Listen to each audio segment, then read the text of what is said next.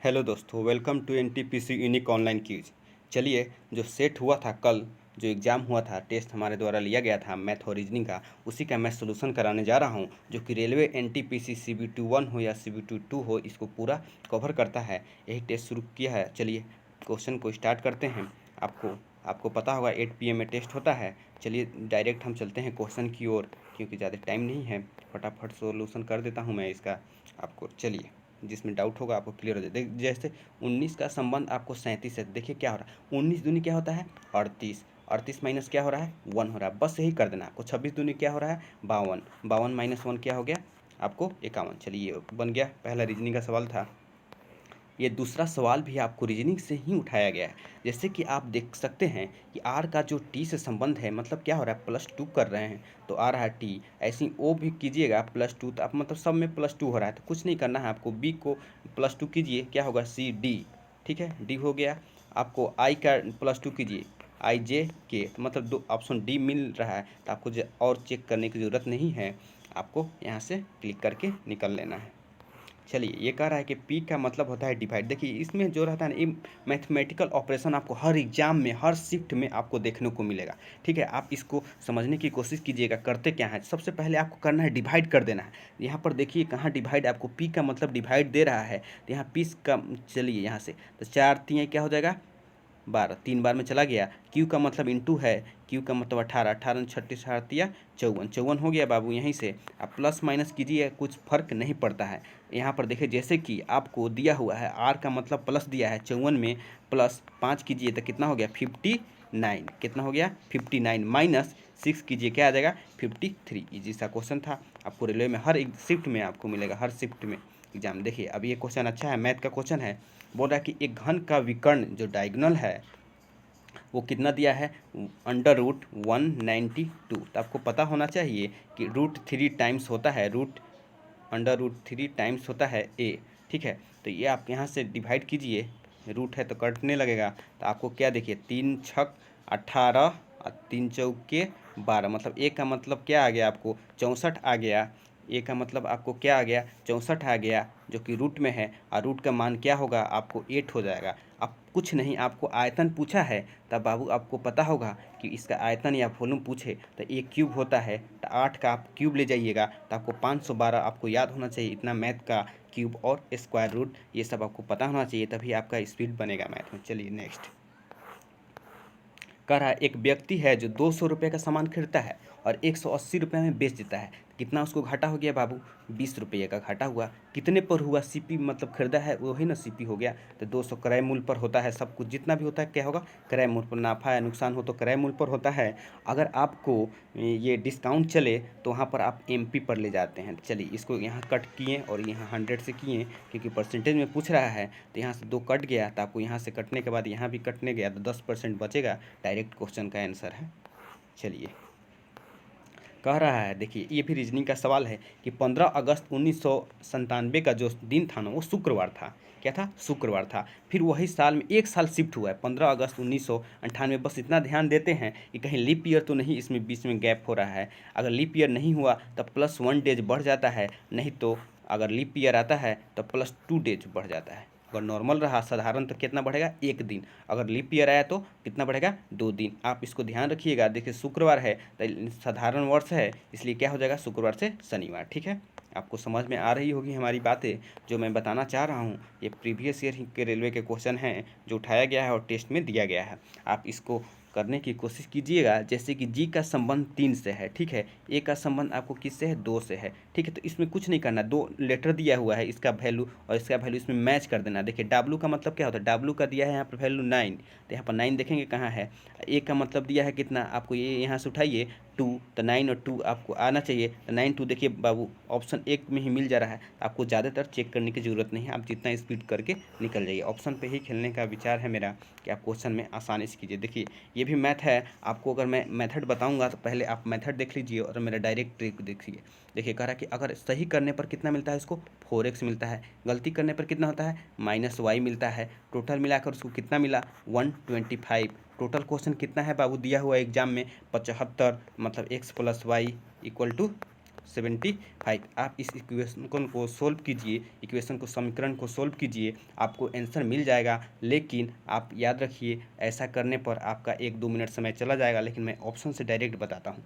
चलिए मान लीजिए कि वो बच्चा कोई ऑप्शन उठा लेते हैं, 40 उठा लेते हैं, 40 मैच कर जाएगा, क्योंकि ऐसा ऑप्शन देता है। आप उसका वैल्यू लीजिए जो ज़्यादातर जो ईजी हो। देखिए 40 क्वेश्चन अगर सही करेगा बाबू, वो कह रहा है कितना सही करता है 40, तो कितना मिलेगा उसको 160 मार्क्स मिल जाएगा। कितना मिल जाएगा 160 मार्क्स। लेकिन 40 क्वेश्चन उसने कर दिया सही, तो बचा कितना 75 में से आपको बचा कितना 40 और 3 35, बचा कितना 35, मतलब उसने 35 मार्क्स गवा दिया है। तो अगर 35 मार्क गवा दिया है तो कितना होगा इसका टोटल मार्क्स 125, जो कि ये सही बता रहा है। मतलब ये मेरा ऑप्शन सोचा हुआ सही हो गया। ठीक है, आप इससे करिएगा, नहीं तो वो मेथड में बता दिया हूँ। ठीक है, चलिए कह रहा है एक दुकानदार जो सामान खरीदता है तो उसको क्या होता है कि उस समय 20%, ठीक है 20% पर लेता है, उसको बेचते समय 30% लाभ होता है। ठीक है, खरीदते समय अगर उसको 20% फ़ायदा हो रहा है और बेचते समय 30%, कुछ नहीं, ये भी फार्मूला यहाँ अप्लाई होता है। ये भी फार्मूला अप्लाई कीजिए, आपको आंसर मिल जाएगा। तो क्या कहता है 20% लाभ हुआ, ठीक है 30% भी लाभ हुआ, लाभ तो हानि नहीं हुआ है कि इसको माइनस करेंगे, प्लस 20 गुने 30 बाई में 100 आप कर लीजिए, ये दोनों जीरो कट जाएंगे, 3 दूनी 6 हो जाएगा, 20 से 30 कितना होता है 50 और 6 कितना होता है 56। आप डायरेक्ट इसको लीजिएगा, ठीक है, नहीं तो 100 मान कर भी बना सकते हैं, लेकिन मैं जो बता रहा हूँ वो बस आप उसको मेथड को फॉलो कीजिए, आपको ज़्यादातर बेनिफिट ही बेनिफिट है। चलिए कह रहा है कि 10 वस्तु का जो क्रय मूल्य है, मान लीजिए 10 का जो सीपी है, सीपी ठीक है क्रय मूल्य, वो 7 वस्तु के विक्रय मूल्य मतलब एसपी। तो देखिए बाबू आपको सीपी और एसपी का रेशियो मिल जाएगा, सीपी बाई में एसपी। सीपी देखिए कितना है 7, मैं कुछ नहीं किया हूँ, इसको इधर लाया हूँ और इसको इधर लाया हूँ, 7/10। मतलब क्या कहना चाह रहा है कि इसका लाभ होगा कि हानि होगा, आप ही बताइए। 10 लेते हैं, ठीक है 10 में 7 का रुपये का सामान है, उसको 10 में बेचते हैं तो उसको तो लाभ ही होगा। तो हानि वाला तो ऑप्शन कट गया है, यहीं से आप यहाँ पर लाभ कीजिए। देखिए और यहाँ पर देखिए फ्रैक्शन में आएगा ही आएगा। देखिए तो कितना का इसको फ़ायदा हुआ 3 का, 7 का लेता है 10 में बेचता है, तो मतलब इसको कितना हुआ प्रॉफिट 3 का। कितने पर हुआ सीपी पर लेंगे 7 इंटू 100 कीजिएगा, आपको ये फ्रैक्शन आ जाएगा 42.67, ये % आपको प्रॉफिट आ जाएगा। चलिए नेक्स्ट क्वेश्चन चलते हैं, बिना वक्त गवाए हुए क्वेश्चन बहुत जल्दी से करते हैं। देखिए कह रहा है कि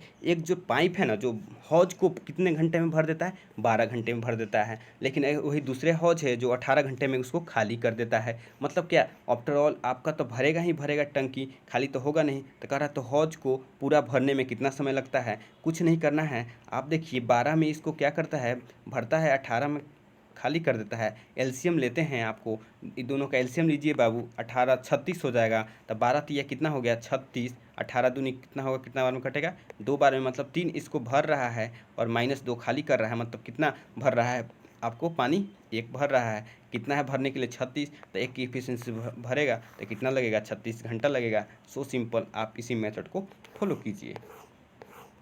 कह रहा है एक पुरुष अपने प्रति, देखिए परिचय देते हुए कहती है स्त्री कि वो मेरे, देखिए मतलब ये स्त्री है, ठीक है, ये आदमी को परिचय देती हुए कहती हुई है कि वो उसके भाई के पिता, ठीक है उसके भाई के पिता, इसके भाई हो गए और ये पिता के दादा के इकलौते, तो दादा यहाँ हो गए इकलौते पुत्र है। तो संबंध क्या होगा स्त्री से, वो तो उसका ये हो जाएगा, क्या होगा बहन हो जाएगी।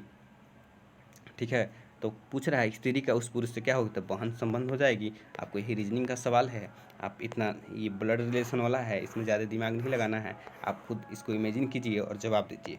कह रहा है कि जो वैकेबुलरी का जो वर्ड है उससे नहीं बनाया जा सकता है, बनाया जा सकता है OAR है इसमें, देखिए लेकिन केबल में आप देखिएगा ई नहीं है ऑप्शन इसमें, तो इसलिए ऑप्शन ये हो जाएगा सही, क्योंकि नहीं बनाया जा सकता है। पूछा है, रीजनिंग का सवाल है, बहुत ऐसे सवाल पूछते हैं। कहा देखिए अब ये देखिए चक्रवृद्धि ब्याज का मैं आपको ऑप्शन से डायरेक्ट बताने की कोशिश करूँगा। ये देखिए 2000 रुपये को 40% दर पर कितना के लिए लेता है, 3 वर्ष के लिए लेता है। आप खुद सोचिए, अगर 2 साल के लिए लेता तो 40 + 40, इसके भी +40 इंटू 40 बाई में 100 कितना हो जाता है बाबू, 40 दूनी 80, यहाँ पर आपको चचौ का 16, ये तो खुदे हो जाता है यहाँ पर 96%। और फिर इसका लेते हैं 40% पर, तो आपको 96, तीसरा साल के लिए निकालते हैं, 96 + 40, 96 गुने 40 बाई में 100, आप खुद देखिए इसका 90, मतलब इसका तो दोगुना तो हो ही गया अपने आप 100% इसका, ठीक है।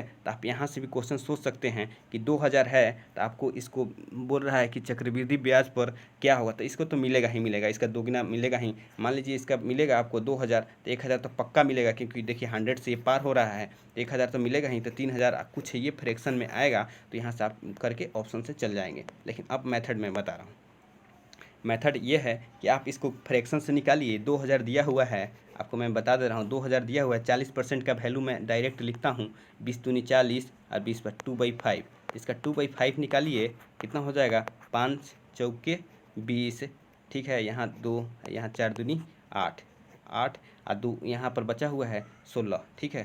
तो आपको यहाँ पर बचा हुआ है 16, ठीक है। तो ये भी मिलेगा 16, फिर इसका निकालिए 2/5, ठीक है। फिर इसका निकालिए 2/5 और फिर यहाँ भी निकाल लीजिए, और फिर तीसरा साल भी निकालिए, ठीक है। और इसको क्या कीजिए, आप इसको पूरा जोड़कर फिर इसको माइनस कर दीजिएगा 2000 से, तो आपको आंसर आ जाएगा इतना, ठीक है। आप ये मेथड फॉलो कीजिए, या तो अपना लॉजिक से सोल्व कीजिए। एग्जाम में आपको ये नहीं देखेगा कि मेथड अप्लाई किए हैं कि लॉजिक, आप लॉजिक से ज़्यादातर क्वेश्चन सोल्व करने की कोशिश कीजिएगा, इजी रहेगा। देखिए 5 क्या होता है, 15 + 1, ठीक है। 16 48, 16 48, 49 50 51, 48 49 50 51, मतलब कितना हो रहा है, 3 हो रहा है। 3 यहाँ पर 1 जुड़ा, यहाँ पर 3 जुड़ा, यहाँ पर 5 जुड़ेगा जरूर, तो यहाँ जुड़िए 5, यहाँ पर फिर क्या होगा, गुने 3, 5 के बाद क्या होता है 1 3 5, 5 के बाद कितना आएगा, 2 जुट रहा है इसमें, तो 7 आएगा, ठीक है। 7 अब कीजिए, 8 का 24, हम डिजिटल ऑप्शन पर खेलते हैं, तो 8 का क्या हो जाएगा 24, आप प्लस 7, 7 4 कितना होता है 11, मतलब लास्ट यूनिट डिजिट 1 आएगा, आप उसी को क्लिक कीजिए और निकल लीजिए यहाँ से क्वेश्चन, ठीक है। आप गुना करके देख लीजिएगा, क्योंकि मैं डायरेक्ट इसको सोल्व करने का बता रहा हूँ, क्योंकि डायरेक्ट आप क्वेश्चन एग्जाम में ऐसे ही सोल्व कीजिएगा। कह रहा है देखिए, मोहन जो है छत पर खड़ा है, और सूर्य है ना जो आग मतलब उदय हो रहा है और अस्त भी हो रहा है, ठीक है। बेचारा पता नहीं बस ये छत पर क्या कर रहा है, मेरा भी ये डाउट है कि दिन भर ये छत पर कर क्या रहा है। देखिए ये इसका घर हो गया, ठीक है, चर्च हो गया, ये हो गया स्कूल, ठीक है। कह रहा है कि स्कूल के पीछे अस्त होता है, और सूर्य है जो चर्च के पीछे उदय होता है। सूर्य है जो चर्च है ना उसके पीछे उदय होता है, मतलब ये चर्च हो गया, ये चर्च हो गया, उसके पीछे ये उदय हो रहा है, सूरज भगवान निकल रहे हैं, सन, ठीक है। लेकिन अस्त कहाँ हो रहा है, उस अस्त देख स्कूल के पीछे, ये स्कूल हो गया उसका, स्कूल के पीछे अस्त हो रहा है, ठीक है। तो पूछ रहा है कि स्कूल से चर्च किस दिशा में है, स्कूल जो है ये किस दिशा में है, तो ये पूरब दिशा में, नहीं दिख रहा है आपको, पूरब में है, ठीक है। ये लेकिन अगर चर्च पूछता तो पश्चिम दिशा में है, ये बहुत बार क्वेश्चन पूछता है, ठीक है। आप इसको समझने की कोशिश कीजिएगा, इसमें ज़्यादा कुछ समझने वाली बात नहीं है दोस्तों, यही टेस्ट में था क्वेश्चन। आप अगर हमारा चैनल टेलीग्राम नहीं ज्वाइन किए हैं तो आप ज्वाइन कीजिए, टेस्ट दीजिए, आपको खुद बेनिफिट दिखने लगेगा। आप चलिए, वीडियो देखने के लिए धन्यवाद।